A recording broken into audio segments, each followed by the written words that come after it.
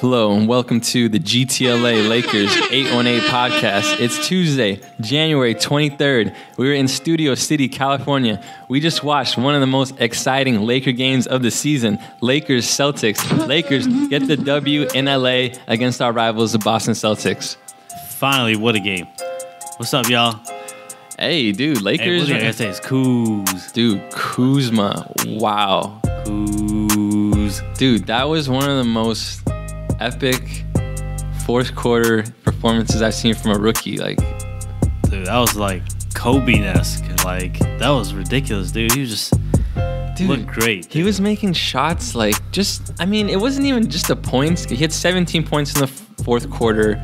How many overall? I think like 26 for the game. 28 for the game. 28 for the game. But the variety of shots this guy can hit, it's like, bro, catch and shoot. It's so quick release, skilled, like quick release. He was draining threes, hand in his face, from all sides of the court, and putting the ball on the floor. Dude, he had two wraparound behind the back passes in the lane, getting easy dimes. Those were nice. Those dimes. Oh. Two behind the back passes in the lane in the same game. Yeah, yeah. And Larry Nance was recipient of both, I think, right? Yeah. Slams. Let's start with the second one, dude. He was at the 3-point line, and that spin move he made on Marcus Smart, he lost Marcus Smart with a spin move. And he had the spin later on the drive, for the layup too. Yeah, definitely. He even got an O board, key O board at the end. Got a put back. Man, he was all over the court.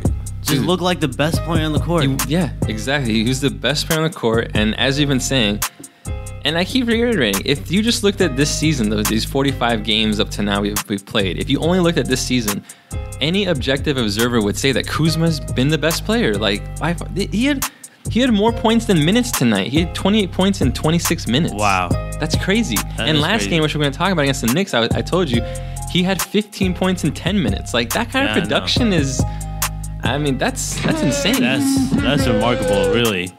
For a rookie. Yeah, Shaq said at halftime, he's like, he's just trying to show all the teams that passed up on him, this is what you guys could have got, and he's trying to show them, like, look at this is what I am. Man, he's just killing. He just looks so deadly out there. His confidence is just on another level, I think. He hit a three from one side of the court, and then came back down, hit another three on the other side of the court. He had another three right in the middle, straight away. Dude, but like, just I wanted the ball in his hands. Yeah. The ball should have been in his hands. Hey, can we talk about that? I'm sorry. Yeah. Why, like, towards the end of the game, it's all about making free throws. You know, Lakers were up, I believe, like 2 points. And why is Kuzma inbounding the ball? Like, I think he's one of the team as a whole. Not quite sure how to answer that. Collectively, he's not shooting well free throws. But, dude, this game belonged to him. You got to have the ball in his hands. Like, you want him shooting free throws. Like, he's been feeling it the whole game.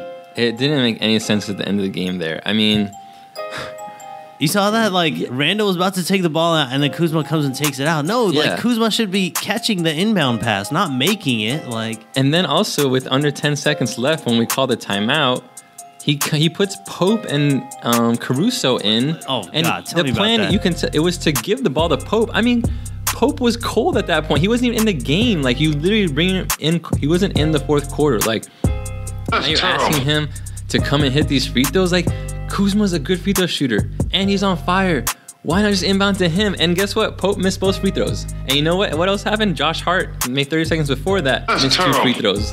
In a close game like this, but I mean, what did you think? What do you think? Giving it to Pope? Like, not quite sure how to answer that. I mean, you know what's funny? What? Okay, yeah, you come in cold, like, at the end of the game. It doesn't make any sense, but, like, you can tell before he even got to the line, before he shot that first one, I just felt like he didn't want to be there. Like, he didn't want to shoot the free throw. You saw him, he took a long, slow walk underneath the rim, walked back. He just looked nervous. Like, he looked super nervous. And his misses, they weren't even like, okay, it like bounced around and like came in and out, or, you know, just straight but a little long or anything. It was just like, it was a really nasty looking brick, both of them. Like, I'm sorry to say, but they're really off. Like, why is the inbounds play coming out of a timeout coming out to a guy who's cold? Like, it doesn't make any sense. And the guy he should have told the coach, he just like, hey, Luke, like I'm nervous. Like, I just don't make the play for me. Like, keep it under the wrap, but, you know, try to make it for someone else. Like, if I mean, If You know you're what not I mean? ready, Like, if you're not ready for it, if you're not like, ready, because that's just a tell the weird coach. spot. Like, you haven't been in the whole fourth quarter again. I mean, maybe he was in at the beginning of the fourth, was inbounding under too, right? 10 yeah, like, also, you don't want someone cold inbounding Two either. guys Really, I coming in wouldn't. cold, like- I wouldn't. Like, but it's like, yeah, so mentally, you've kind of, I'm sure mentally he took his foot off the gas because he wasn't in the whole last 6 minutes of the game, and all of a sudden with 7 seconds left, it's like, all right, you come in right now and Doesn't make any hit these sense. big free throws. And That's erratic. The score was 108-107 when Pope went to the line with 8 seconds left. He bricked both free throws. Marcus Smart got the rebound, dribbled up. He didn't need to shoot a three, but he shot one. He bricked. Game over. Lakers win. I really thought he was going to look for Kyrie. I thought Kyrie was going to like throw a dagger, to be honest. Oh, yeah. I mean, you got to give it to Kyrie there.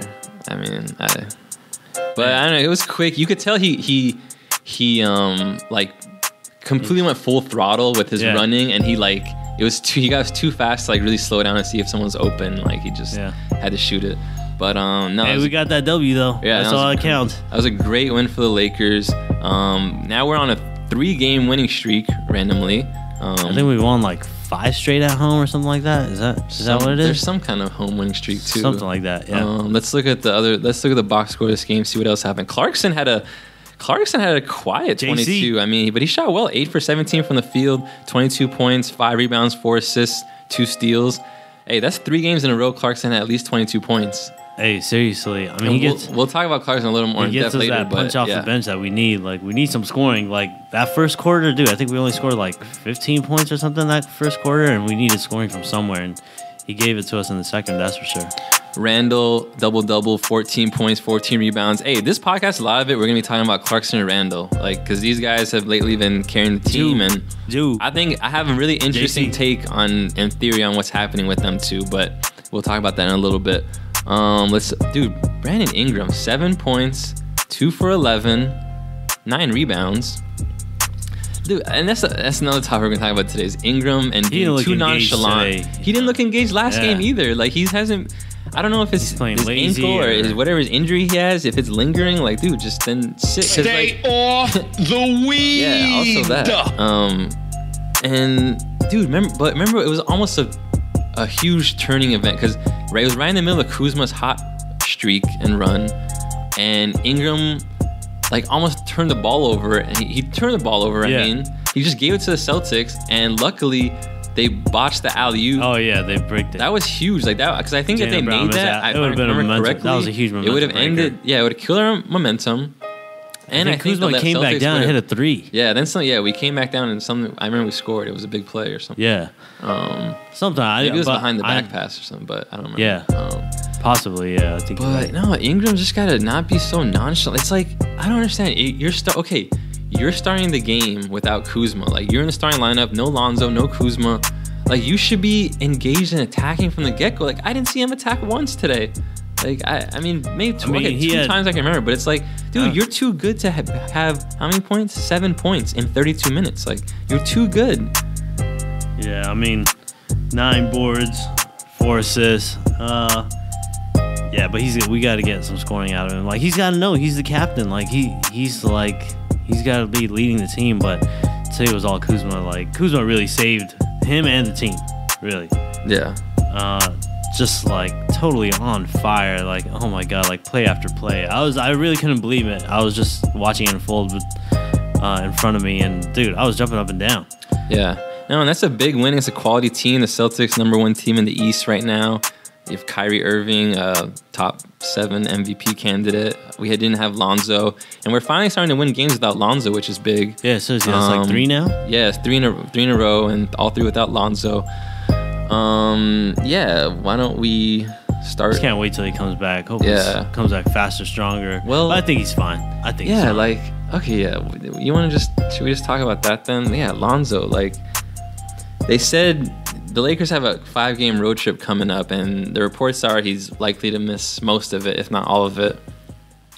And, I don't know. I don't know what's going on. Like, his knee is hurt, they said.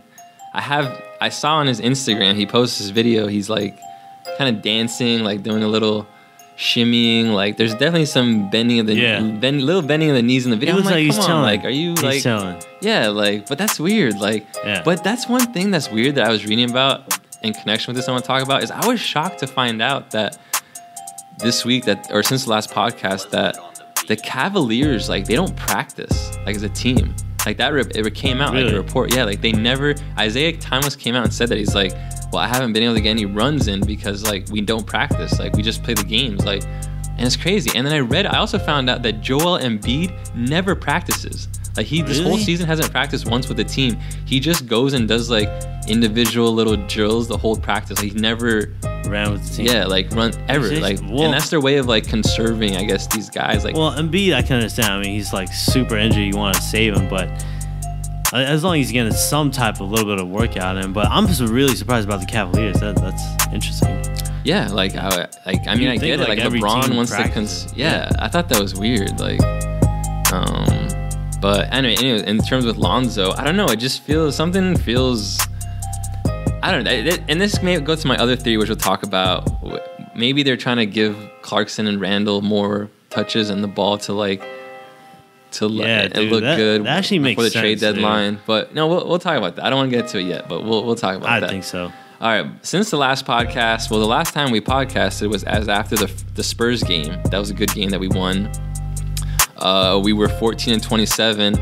Now since then we've played 6 games now, and we're now 18-29.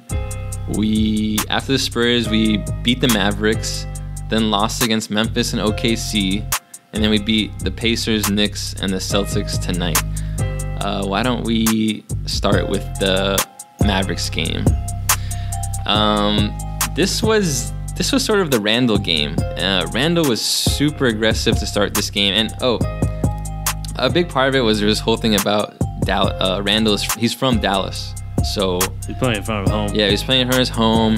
His mom was there. I'm sure his friends were out. Yeah, there I remember too. they showed his mom. Maybe both his parents. I can't remember. And dude, in the first 6 minutes, and the first 7 minutes of this game, he had 6 field goal attempts. He was like, from the get-go, was in it. I remember you started off strong, just scoring buckets in the paint.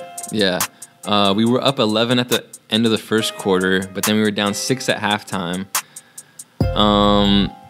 And with 6-0, yeah, Ingram, this was a game where he tweaked his ankle in the second quarter.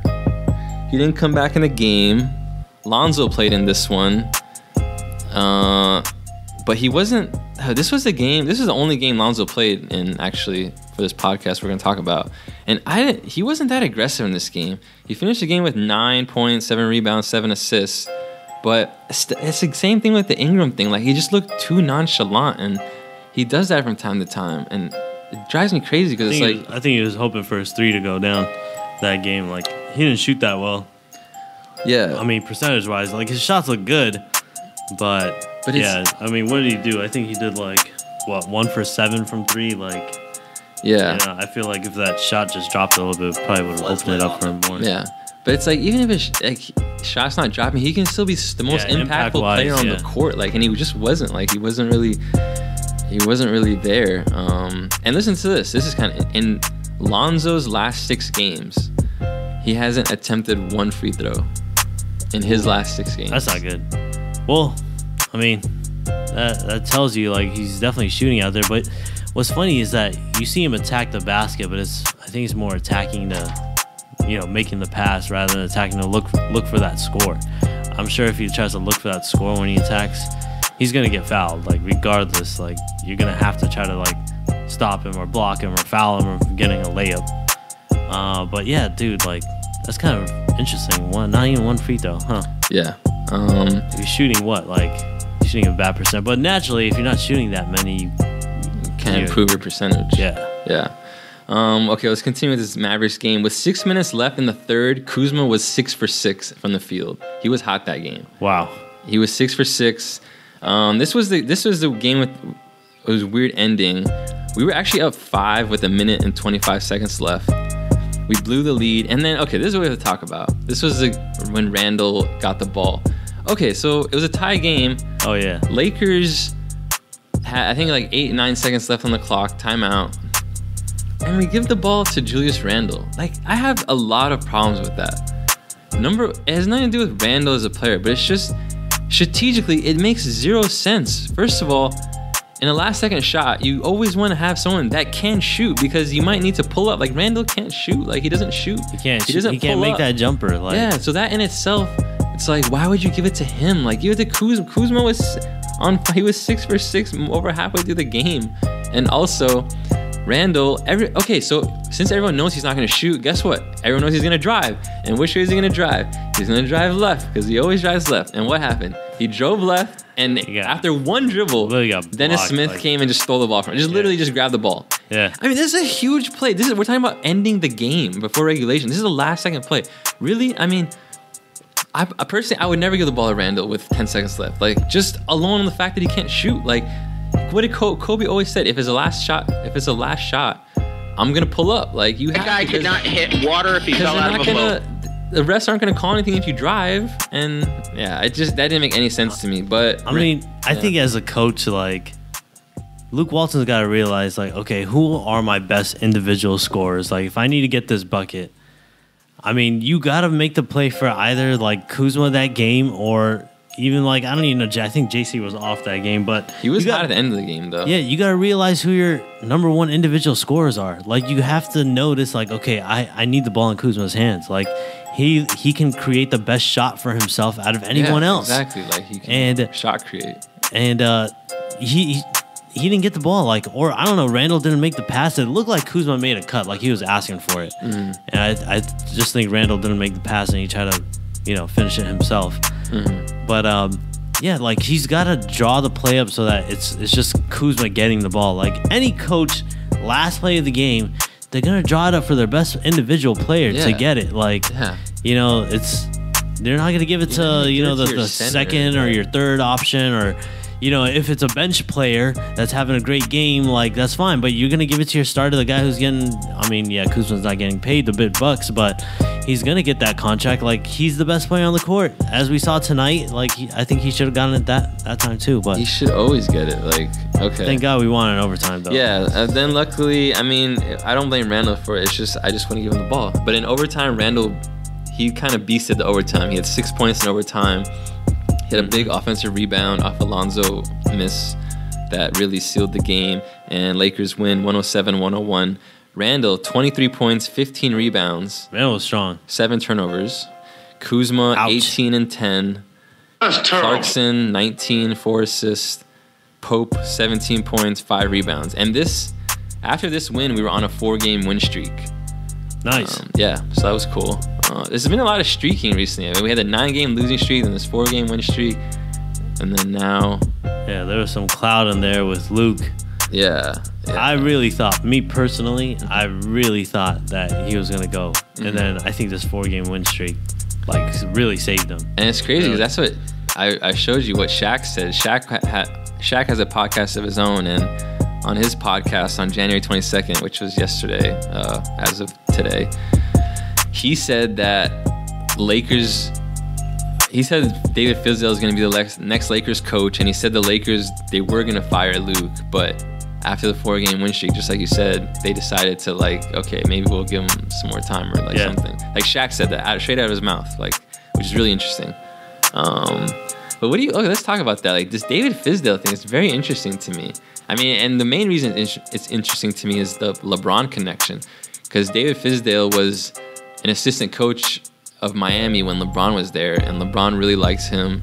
And even when the Grizzlies fired David Fizdale earlier this season, LeBron tweeted about it. He was like, "Oh, it's a travesty. What just happened? Blah blah blah." Yeah. So I don't know if potentially, I mean, his name is in the rumors. Fizdale, even what's his name? Brian Windhorst reported this too, that the Lakers were thinking about David Fizdale.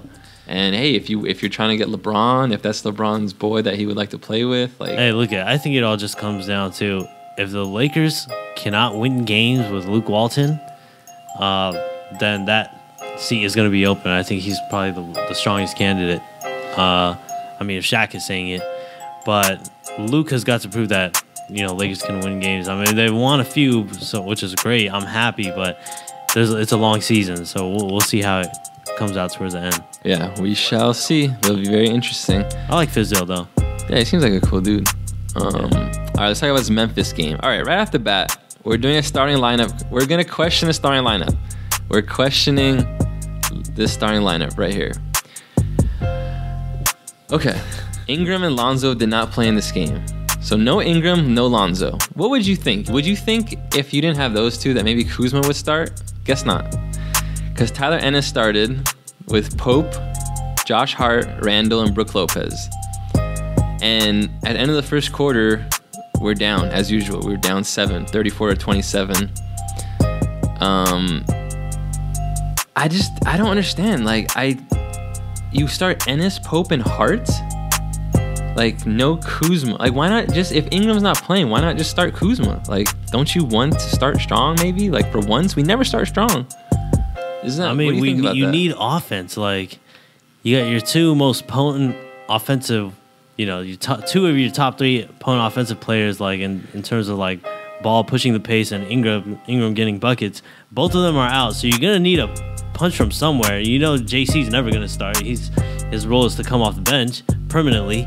Like, you got to have Kuzma in. Like, Kuzma is, like, the perfect replacement for Ingram. Like, I mean, does anyone see that? Position, like, the same position, same height, like, just similar type of players. Very, like, why overthink it? Like, I don't know. It's so much overthinking going on. Like, it really is. Like, it's just a really simple. I mean, you can ask any normal, sane person that watches Lakers basketball. They don't even have to be a coach, really. And they'll just say, okay, I think Kuzma should be starting. You can even tell an amateur person who just watches basketball, doesn't even know the names of him. They'll pick him out. Like, okay, this guy should be starting.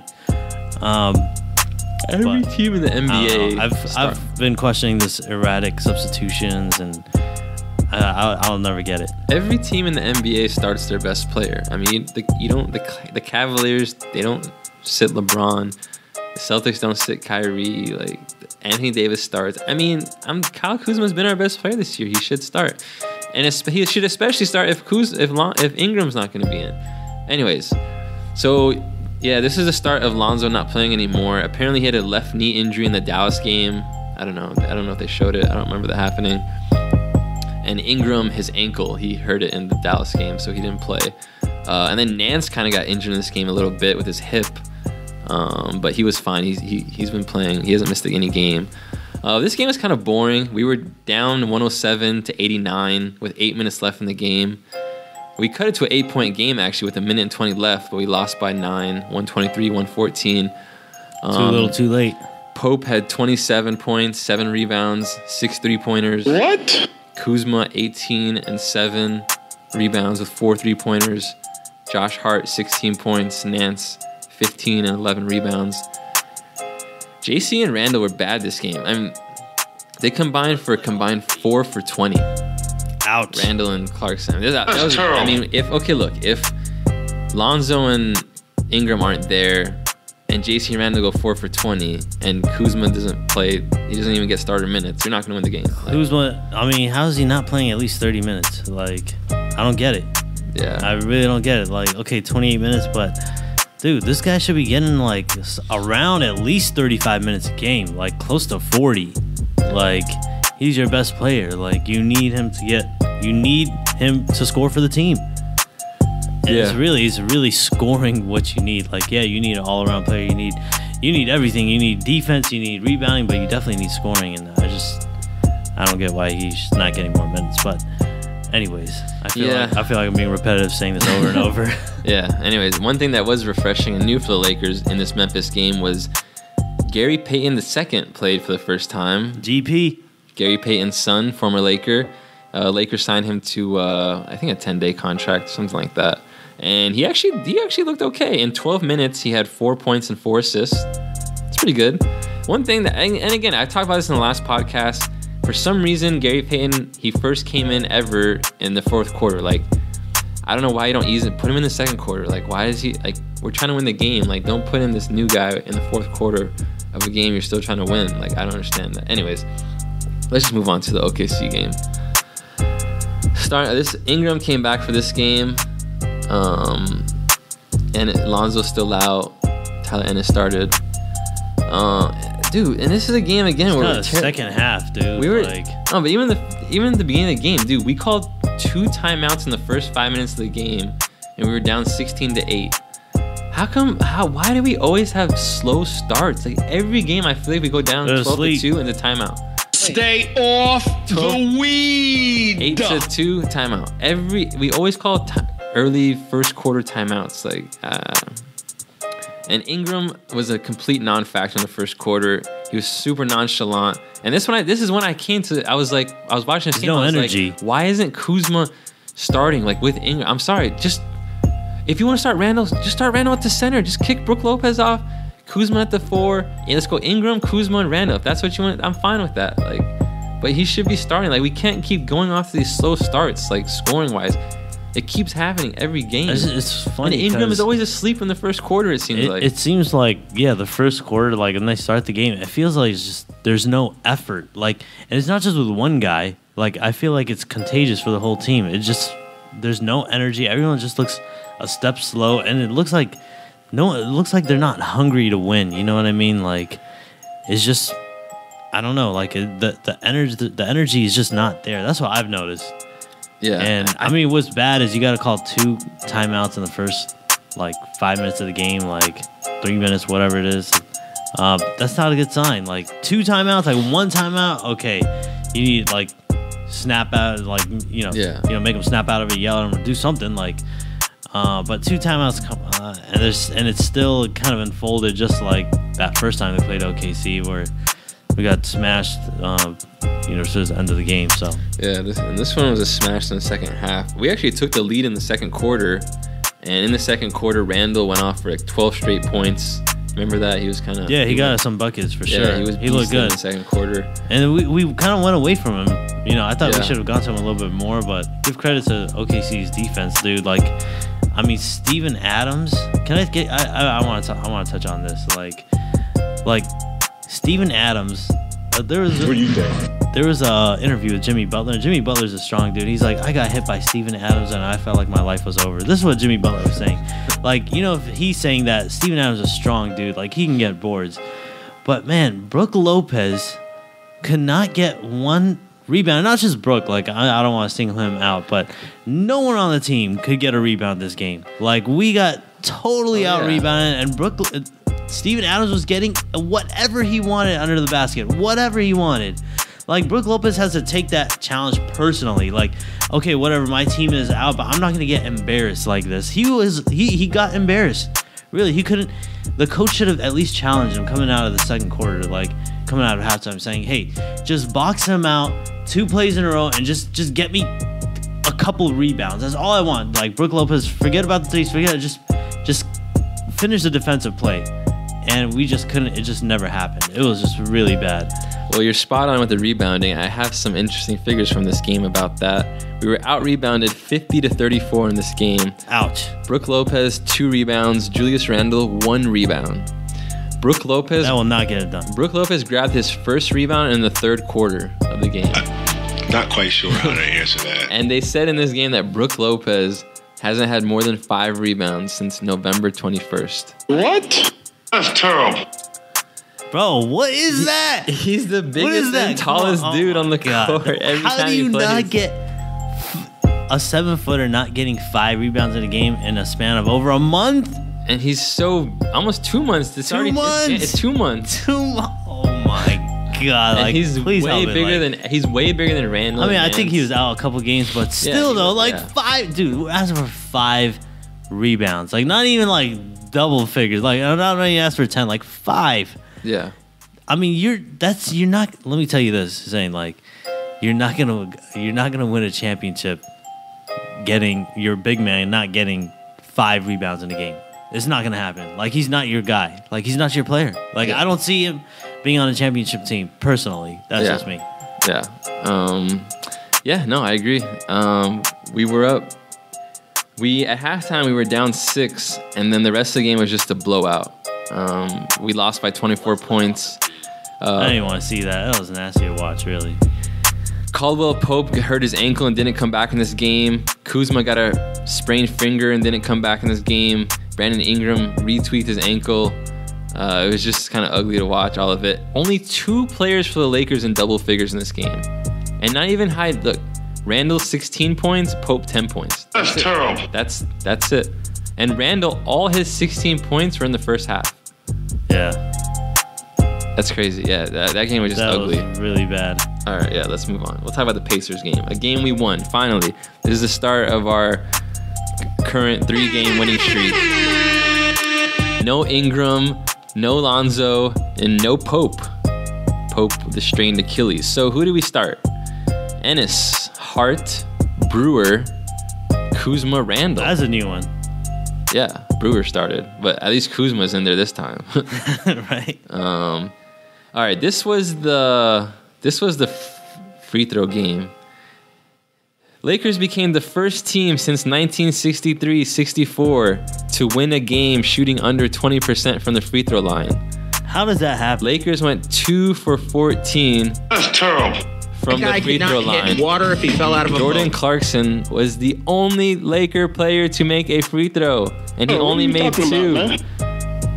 An NBA professional team shoots 14% from the free throw line. Can you explain that? What I really can't explain is how the hell they won the game, because the Lakers have been they've sucked all season on the free throws. But dude, 2 for 14? Come on, like. I mean, if let's say you shot 14 free throws in an NBA game, how Bro, many do I you would think make at least more than 2. Yeah. That's for sure. Yeah. Like, come on. Yeah.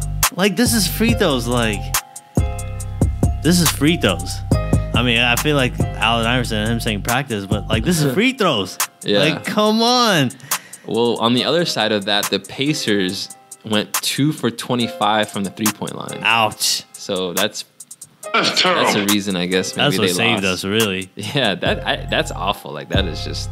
But this is okay, and this is the start of Jordan Clarkson waking up and emergence. Clarkson had 33 points, 7 rebounds, and 7 assists, and he was just dirty this game. He was The whole game. Yeah, he was just nasty. There were even a couple plays in the first quarter. I thought he should have gotten and ones. He thought he should have gotten and ones, and the rest of the call. I think he would have gotten more than 33, but he looked good from beginning till end. Yeah, and it just seemed like there was more of this effort to give him the ball, and he was just. He knew that. Okay, Ingram's out, Lonzo's out.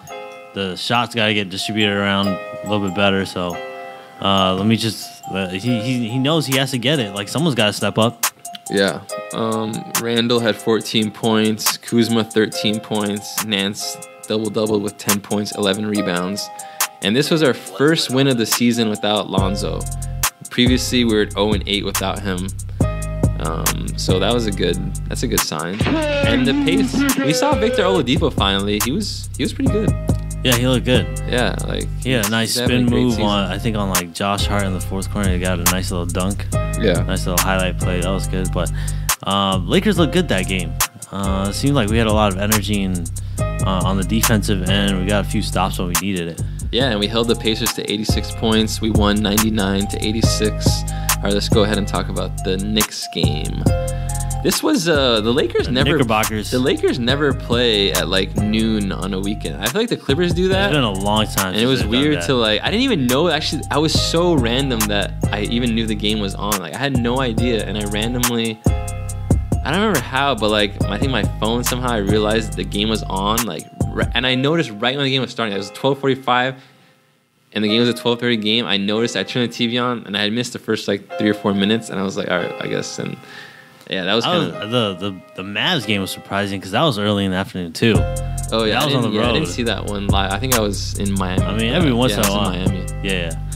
I mean, every once in a while on like Sunday, but it's been a while since they played an afternoon game. Yeah, it just feels weird. And I always wonder who's up for those kind of games, because like, I mean, what if you're not a morning person? Like me personally, I remember when we used to play like YMCA and rec league ball. Like, I hated the early morning games because I'm just not a morning person. Yeah. Like, I really felt a difference if I played in the evening or the morning. Like, I wonder. I'm sure it's like that for some NBA players. I always look for that. Yeah, and again, this game. Oh, actually, Brandon Ingram came back for this game, but Yeah. no Pope and no Lonzo.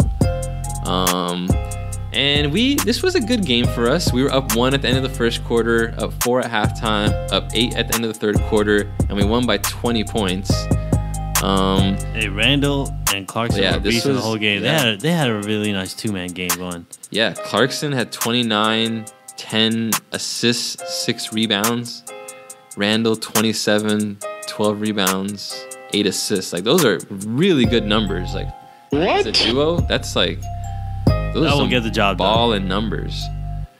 And I mean, they look really efficient. Like, I mean, I just felt that when the ball was in their hands, they didn't make that many mistakes. I think Randall seemed a little bit more under control this game. But he was scoring on everyone down there. Yeah. I mean, I think he got a better game than Cantor. He got the better of him, and he hit a couple buckets, like jumpers. He was finishing around the bucket, like he does what Randall does. I think when he plays within himself, like Lakers are really good. And JC, like 2 games in a row now, like after the previous one, he's just killing it. yeah, He just looked super confident in his jumper, and everything was dropping. yeah. And what I like what JC did in the last 2 games, this Pacers game and the Knicks game, is like he was scoring a lot at the end of the game, like in the fourth quarter, like kind of sealing the win kind of points, like big points. Like he really was good with that. Alex Caruso had actually his first decent game. I think he had 9 points and 8 assists. The great The Caruso. great Caruso. He actually looked decent this game. Thomas Bryant actually came in at the end of the game and hit a 3-pointer. Thomas Bryant sighting? Yeah, he made a 3. Kuzma, nice. 15 points in 10 minutes. Cool. I didn't even write. Yeah, and I didn't even write what Ingram had, so that means he didn't really do anything. And that's what I mean. Like, I mean, so far we haven't really said has Ingram had one good game that we talked about since the last podcast. He's been on like a.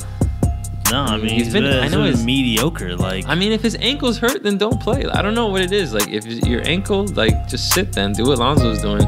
it's just consistency. That's the difference between a good player and a great player. Like consistency just isn't there. But how we talk about all year with this podcast, like, is he gonna have a stud or a dud game? Like, he just needs to stop this habit of reverting to those dud games that he has. He's too good, too talented, too skilled to not get at least 15 points every game. Like, you're too long. You need to shoot. Like, stop going whole first quarters not even shooting the ball. Like, it doesn't make sense. What's the funniest thing is that I'm telling you, in a couple podcasts, and we're gonna be like, wow, Ingram. Like, we're just gonna be like, this guy is amazing. But I understand you have one bad game. Okay, but dude, after one bad game, you can't have 2 bad games in a row. You know what I mean? You gotta snap out of it. You can't have 3 bad games in a row. You just gotta get back in it. You know what I mean? So I think it's just that consistency factor you just got to work on. I don't know if it's his diet or if it's a mental thing or what, if it's his ankle or I don't know what's going on, but you just got to get that consistency down. Yeah. All right. Now that we talk about the games, I want to talk about my big theory that's going on right now with the Lakers. Oh, yeah? What's that? The last 2 or 3 games, there's been a clear, concerted effort to give Clarkson and Randall the ball more and shoot more. Even we talked about in Dallas when Randall got the last second shot. We talked about how Clarkson's had 3 straight games over 20 points. And in the Knicks specifically in the Knicks and the Pacers game, especially the Knicks game, it looked like they were like, Clarkson, here, go. We know he's on a trading block. Yeah, I mean, it seems like they're fattening that pig up. They're fattening the pig up to sell it. They're trying to make Clarkson and Randall look as good as possible so that their trade value goes up. And it was just smart. I mean, it makes sense, but that's what I'm seeing. That's my theory. You need the NBA to see that, Yeah, Put I mean, out like, there. oh, damn. So, Clarkson had 33, 7, and 7, followed with 29, 10, and 6. Like, I mean, teams got to see the value in him. Yeah, I mean, and If Lakers want to get something, they got to put it out there and be like, look, like we have some value for you guys, and we want to get something out of it. Yeah, and the thing is, like, for me, just from my eyes, like, it just looks like they're clearly. It doesn't look like it's just happenstance. It looks like there's a plan to be like, give them more minutes and let them kind of run the offense more. And you think that's why Lonzo's sitting out? Yeah, like even with Lonzo, like I feel like maybe they're like, all right, because Lonzo's like he's a ball dominant player, like he is, like he needs the ball in his hands to be effective. Yeah, and this is gonna take away from JC and Randall if he's in the game. So I think they're just stay in your lane.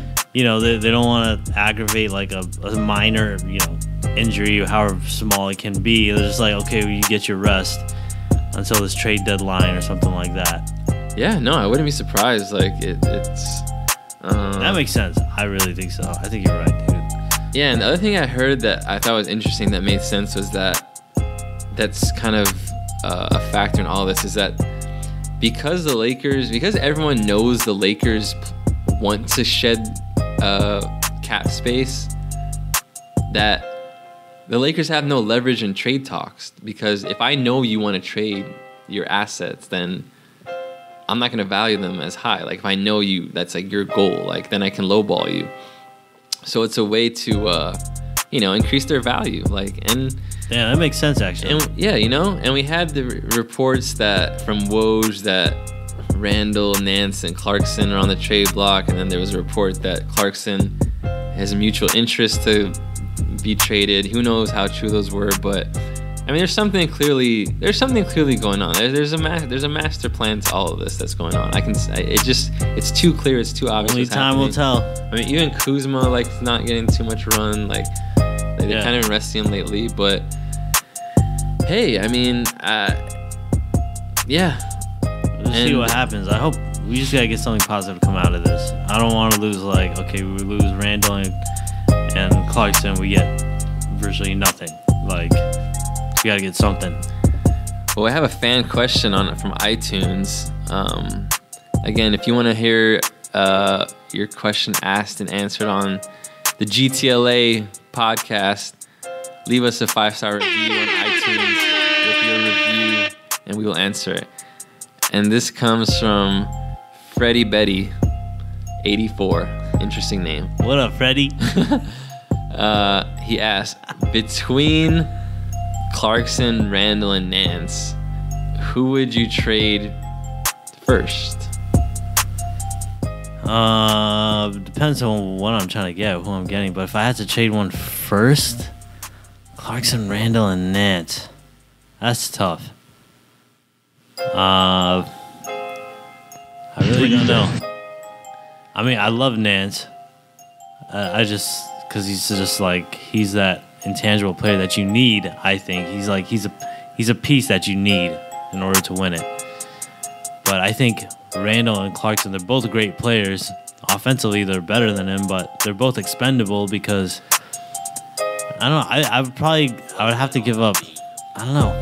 It would not be Nance. Mm-hmm.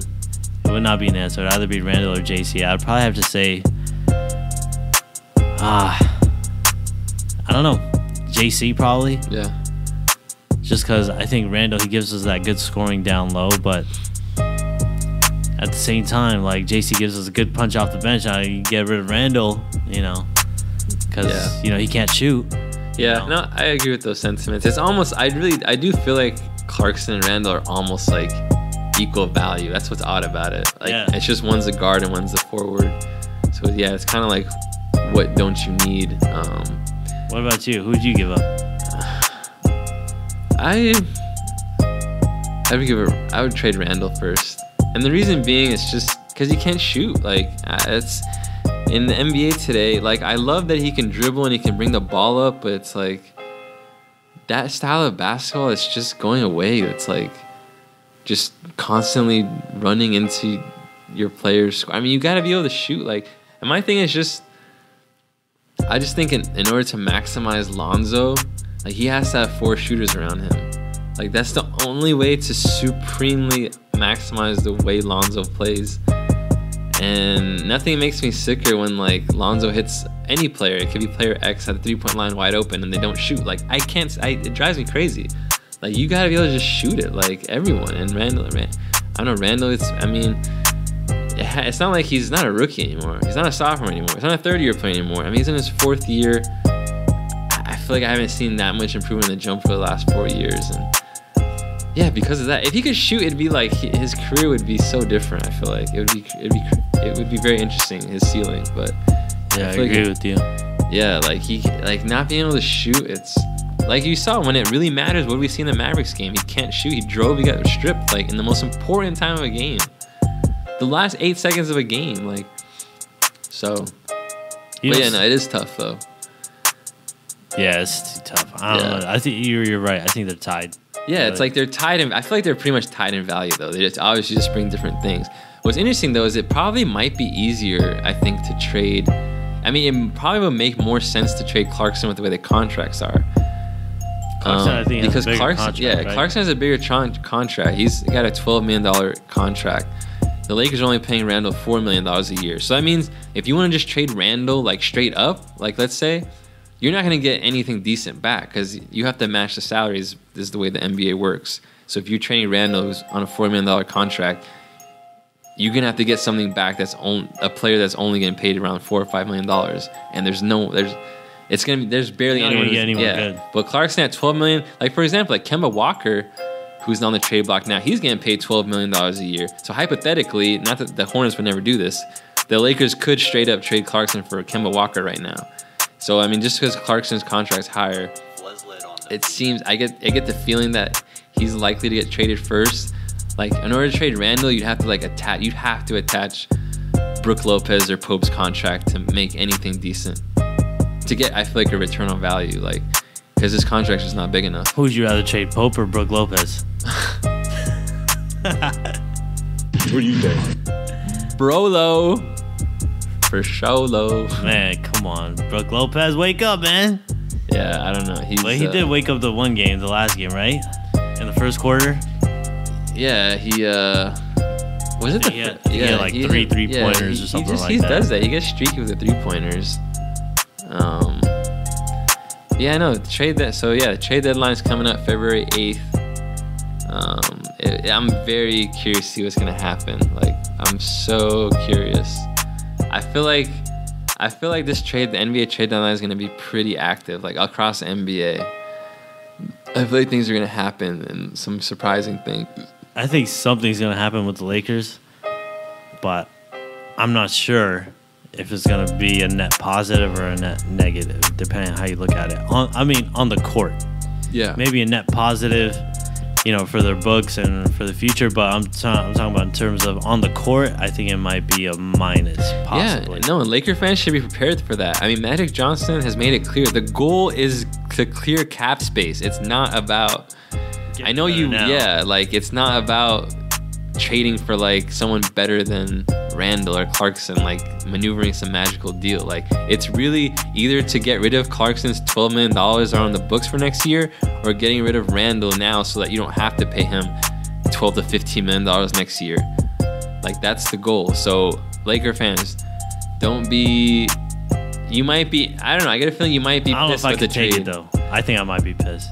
I'm probably just because I'm emotional, with it. But yeah, I'm probably gonna be okay with it. I'm pretty much geared up for it because every day I just more and more feel like we're gonna get some stuff this summer. I just want Lakers to win now, like every single game. No, this season, like I know we're not gonna do well. I know we're not gonna win every single game, but I come out every game as if like, hey, we can win this. So I think I hope I can take it well. I hope my blood doesn't boil.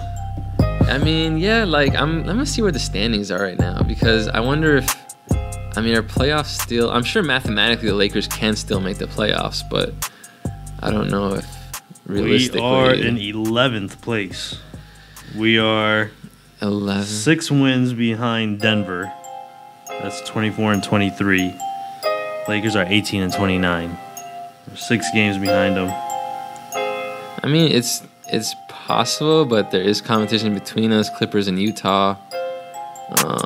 But this is why you can't lose to the Grizzlies like we just did. Yeah, we can't have. I mean, dude, we've had so many bad losses like towards the end of the games. Like, we weren't even supposed to win today. I really didn't think we were gonna win today. Like, after missing those 2 free throws at the end. 4 free throws. Remember, Josh Hart missed 2 free throws in the last minute of the game. Just making silly mistakes. We really got a break. Yeah, I mean, let's see. Let's look at our upcoming trip. We're going on a 5-game road trip. We play Chicago Friday, Toronto Sunday, Orlando Wednesday, Brooklyn Friday, OKC Sunday. So just out of this, I mean, should go 3-2. I mean, yeah, 3-2. If we beat Chicago, Orlando, and Brooklyn, and lose to Toronto and OKC, that would be. I'll be fine with that. You really can't ask for more than that from this team. Especially Lonzo's not even supposed to play really in some of these games. You think he's coming back anytime soon? I think he'll be back after this road trip. After the road trip? Yeah. I want to see when this road trip ends compared to the trade deadline, if I can. Don't want to take too much time though.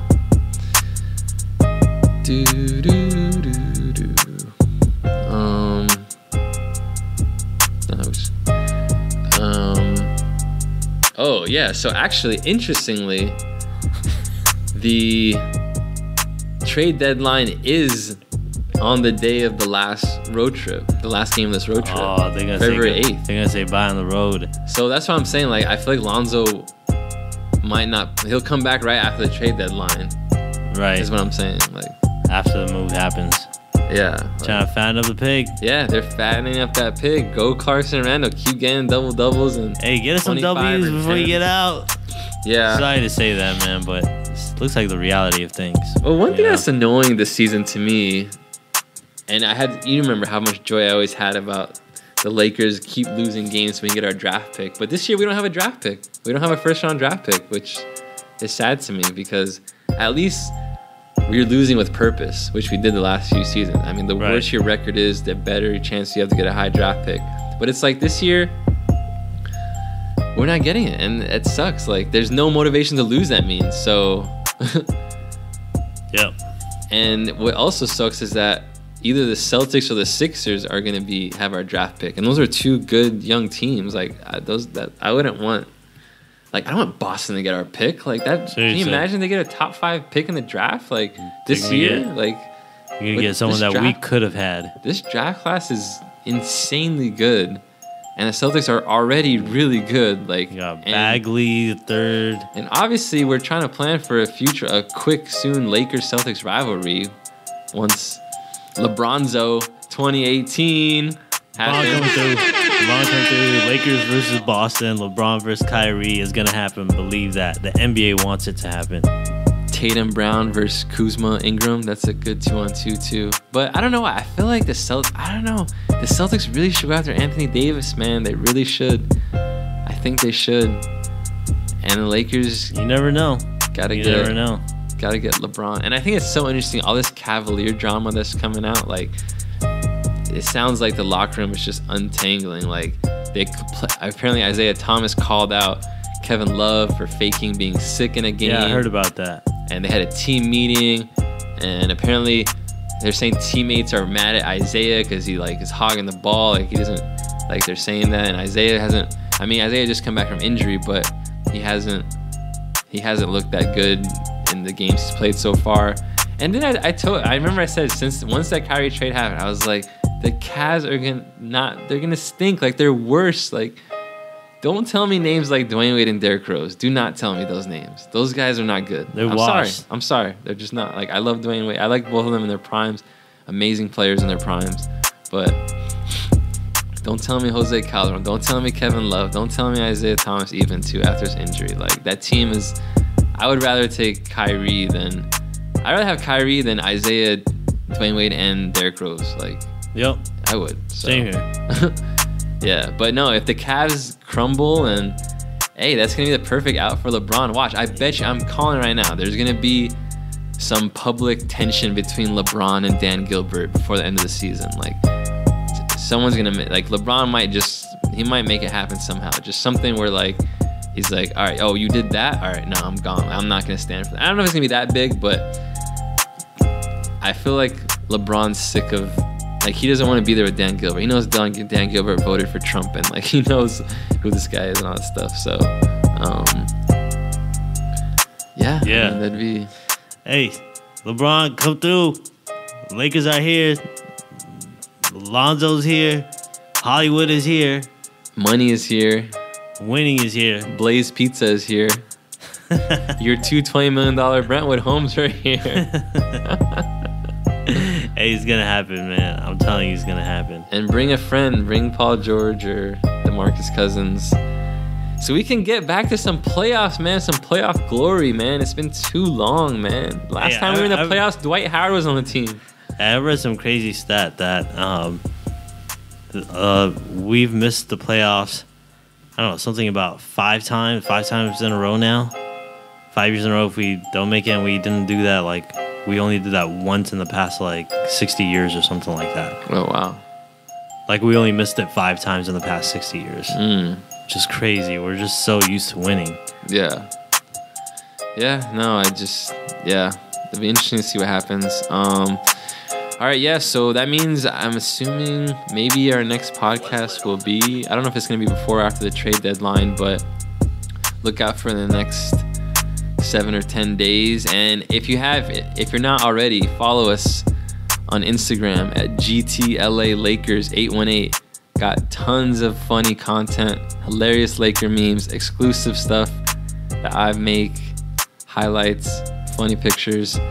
Follow us there again, GTLA Lakers 818. GTLA Lakers. And you have a great rest of the week, guys, and we will talk to you soon. Peace. Shout out to the artist that made this beat. The artist name is Fleslet.